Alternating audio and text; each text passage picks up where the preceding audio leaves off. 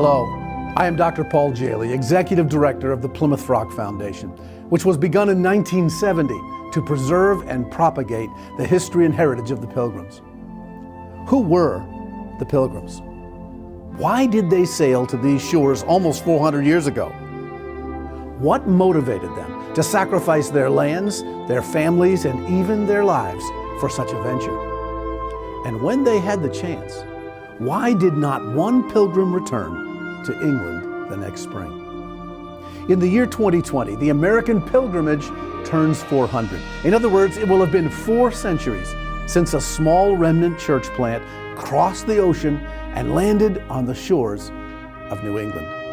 During the Great Reformation, occurring in England in the late 16th century, Bradford writes, "By the travail and diligence of some godly and zealous preachers, many became enlightened by the word of God, and had their ignorance and sins discovered unto them."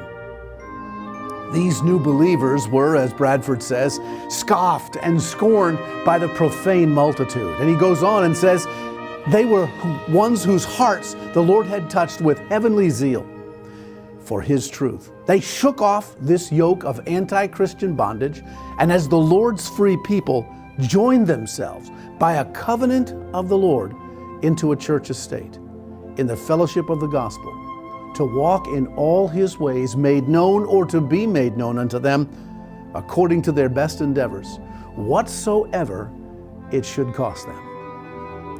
You see, these pilgrims were initially called separatists because they removed themselves from the state church and formed an underground one. It was their faith in God, rooted in the Scriptures, that brought them here. They were willing to sacrifice all they had and even their lives, whatsoever it should cost them. They crossed the Atlantic, formed a colony, endeavoring to walk in all God's ways as they saw it in the Scriptures. But 4 centuries have now passed, and their legacy lives on.